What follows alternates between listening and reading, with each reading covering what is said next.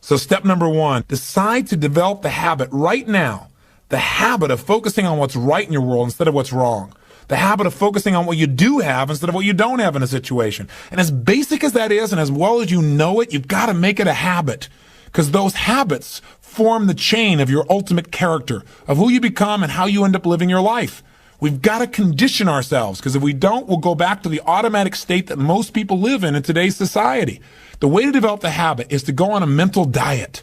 I did this several years ago. As positive as I was, and I was going through unbelievable pain at the time. I'd had some major disappointments, some frustrations. I felt like I'd given it all. But what turned me around is one day I picked up this book called The 7-Day Mental Diet. It was a little tiny little booklet. And all the booklet really did was, for about 12 of the 14 pages, it challenged me to really see if I could really truly, for 7 days, live my life without one negative thought. And it kept saying throughout the book, now don't just say, yeah, I can do it, and don't just say, I'm going to do it. Think for a while before you commit to this. Don't actually commit unless you're really going to do it for 7 straight days, no matter what. It doesn't mean you don't have a negative thought. It just means that if you have a negative thought, you don't speak it. You set it aside. You forget about it. Or you replace it. If you say something negative, you go erase. What I really mean is this.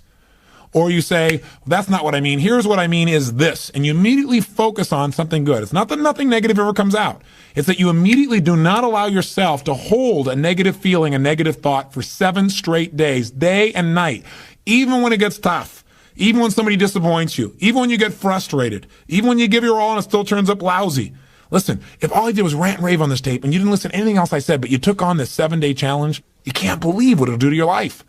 Now, I got to tell you, when I first read the book, I thought, wait a second, being positive isn't going to change my life. I got to deal with the real problems around me, those real challenges that are out there. I don't want to just be positive.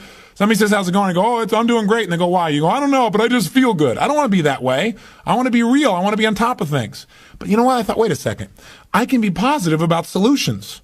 I can still notice that there's some challenges out there without being negative about it. I can look at the challenges and say, okay, here's what's good about this. Here's how we can use this. Here's how we can turn this thing around. And continue to focus on that. So I took on the challenge for 7 days, changed my life. Now, by the way, one of the keys is you have to have 7 straight days of being absolutely positive. Not one negative thought, not one negative expression that you hold on to. Got to let go of it immediately. If you do not do this, if you're 3 days into it and you do well, and then you have a bunch of negativity, you got to start over. And you know what? After you go about 4 or 5, 6 days in a row doing really well, something major negative is going to happen. How's that for some positive programming? But what it is a test to see how committed you really are. I'll tell you something. After 7 days, you feel like a different person. People around you respond to you like you're different as well. All you want to do is establish the habit of noticing what you do have instead of what you don't have. Noticing what's great about a situation versus what's not great. Focusing on solution instead of problems. That's what changes your life. Here's key number 2.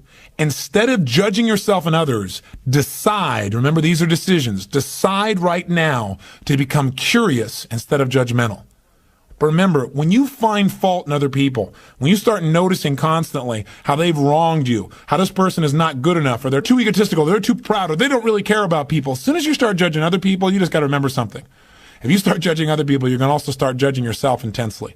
If you're angry at other people, there's a very good chance you're angry at yourself as well. Maybe we need to perceive more and judge less. Maybe instead of finding fault with other people, without really thinking about what they've gone through to be where they are this day, maybe we can get really curious about what's making this person be in the state they're in, or what's the motivation behind this person's anger. For example, a lot of times we think somebody's being negative or angry or we're frustrated with them, but we never bother to find out what's really going on. I know myself, I was at a party recently and I fell prey to this. There was a woman who came to the party.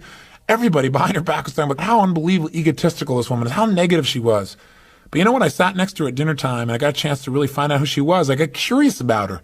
And I began to find out about all the pain she'd been through in her life. When I realized was this woman was just barely hanging on to her life. She just needed to know that people cared, but she was so afraid of being rejected that she put out this ego because she didn't want someone to reject her, so she figured she'd reject them first. And I got a chance to really know her, and she was a wonderful person. I'll tell you something else we've got to be careful of that ties in with this, of our being judgmental. Out of our fear of having heroes in our society today, we seem to try and consume them and destroy them as quick as we can. We try to find something that's wrong with our heroes because, boy, we don't want another Jim Jones. We don't want another Jim Baker. Remember, we got to judge less, perceive more. We got to get curious.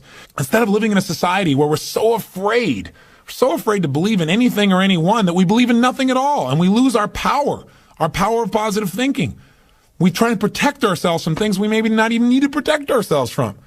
Or we live in a society where we try and destroy our heroes, where we take somebody like Barbara Walters, an incredible broadcaster, a woman of incredible integrity, who gets nailed by one person in a book, and it's in every newspaper across the land, how she probably stomped on people to get where she was. That's absurd. Martin Luther King, after he's passed on, somebody comes back and stomps all over his career and his reputation. Is that the society we want to live in? Any person who takes glee in watching another person's pain will experience plenty of pain themselves. Remember the quote, "He who is without sin, let him cast the first stone."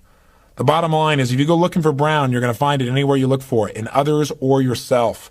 Free yourself from the disease of making others wrong, and you'll free yourself from the disease of making yourself wrong. You have a lot more energy to create solution instead of problems. It's part of the power of positive thinking instead of falling for the destructive power of negative thinking.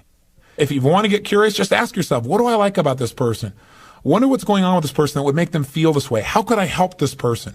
As you ask these kinds of questions, you may learn something about how human beings operate, about their motivations, maybe even some things about how to support yourself as you try to support others. Remember, get curious instead of judgmental. Here's key number 3. If you really want to develop the power of positive thinking as a habit, as a lifestyle, as a strategy for success, then decide right now to find something to appreciate from any seemingly negative person or situation. And develop the habit of giving compliments. See, if you really want to have some more positive feelings in your life, you got to keep focusing on what's right. You got to get curious. And most importantly, you got to find something to appreciate even in the tough times. Because in reality, as we've talked about so often before, the toughest times in your life sometimes provide you with the real resources to change your life. So what we've got to do is find something to appreciate. Not someday when things work out. We got to appreciate where we are right now. And this is something I talked to my daughter Jolie about today. Because she's in an experience today where I thought, well, gosh, she's not being very positive. I'm going to talk about positive thinking. Because she came in to see me and she's feeling really sad. She's feeling really down, feeling really frustrated. And you know what her problem is? Her problem is she tried out and won the right to be amongst 3 girls who dance in the Electric Light Parade at Disneyland. And that was about 3 or 4 months ago. She's been going there after school every day, driving from San Diego up to Anaheim, burning herself into the ground, getting up and going to school to be a straight A student still, and trying to visit with her family and her boyfriend. And she found herself maxing out. Now think about her problem. Her problem is that she gets to be at Disneyland and fulfill a childhood fantasy. Her problem is that she loves her family and wants to be with them as well. Her problem is she loves to be at school and really do that. Her problem is she has so much abundance that she has to figure out how to get it all in one day and she can't do it. And she's physically burning out. That's her problem. And you know what? She says, gosh, I want to be home. I want to be with you guys and all these things. I don't want to miss out on all this great time we have together. I want to be with you guys. I said, but honey, look what you're doing. She goes, yeah, I don't want to miss out on Disneyland either. I don't want to miss out on my career and what I'm doing and what's going on. What's the problem? The problem is she's finding out what's negative in both situations. She's focusing on what she doesn't have instead of what she does have. Now, I could be negative about that and say, gosh, be more positive. But you know what? In reality, I realized being negative in this situation may not be bad. What do I mean? I don't mean being negative. I mean being intelligent. I mean being critical in your thinking.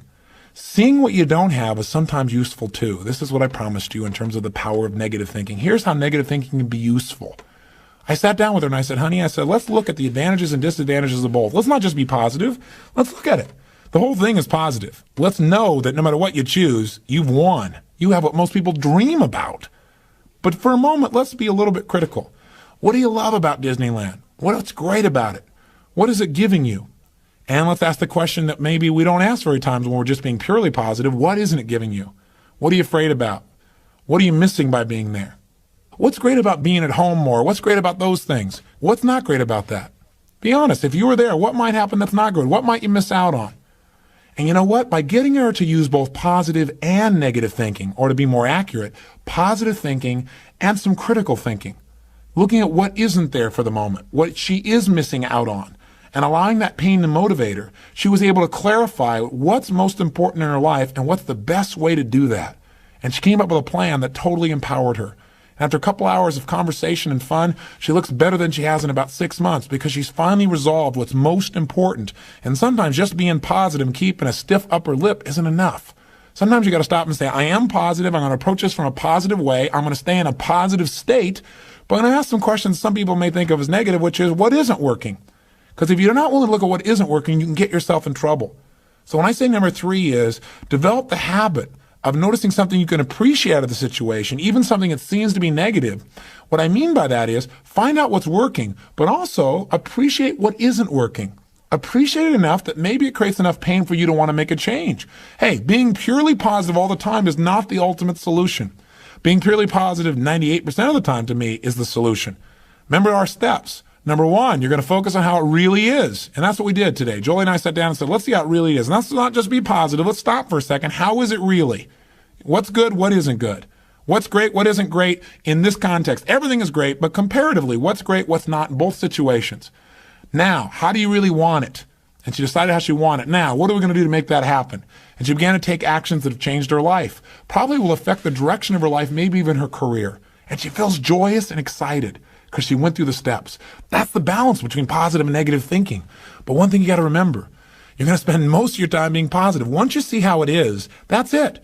Decide what you want and make it happen. Don't keep going back and saying, oh yeah, but it's not working. See, balance doesn't mean you spend 50% of your time positive and 50% of your time negative. Remember, balance on a human scale is a little different. Negative experiences are dense, and it doesn't take a lot of those focuses of negative to weigh a lot in your life. Make sure your focus is primarily positive, but at times, at special times that you designate, you're going to say, hey, what isn't working? And allow that pain to drive you to do something that's very positive. That'll change your life. Here's key number 4. Decide not to be perfect. You say, what? I said, decide not to be perfect.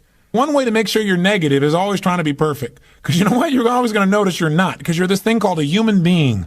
When I talk to my daughter, Jolie, and this girl works so hard to be perfect. Everybody seems to love her. She's a straight A student. She wants to be the very best at school. She wants to be the very best at home. She wants to be the very best at Disney. She wants to be the best at everything. And I'm trying to be the best constantly. In the past, she always noticed what wasn't perfect, and that created pain. So you can't do that. You're going to screw up. You're going to be negative. Things are going to happen where you don't follow through on what you know. You're going to make poor decisions. You're going to say things you shouldn't say, do things you shouldn't do, mess up like you shouldn't mess up. But you know what? When that happens, instead of being negative and beating yourself up and saying, boy, here's another example of me sabotaging myself, decide what you do want. And say, you know, I'm not perfect, but I am good. And what makes me good and what makes me great and what can make me excellent is as soon as I notice I'm not on track, I correct it and I get better.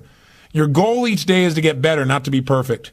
And that's all anyone can ask of you. If every day you really try and contribute more, be more, and do more than you were slightly the day before, that's all anybody can ask. And if you know you're going to screw up and you don't make it a catastrophe, it's easier to bounce right back up. See, the only way you fail is if you quit. But if you learn something and you expand from it and you make some new decisions that enhance your life and the people you care about, then there is no failure. Don't try to be perfect because you'll never succeed.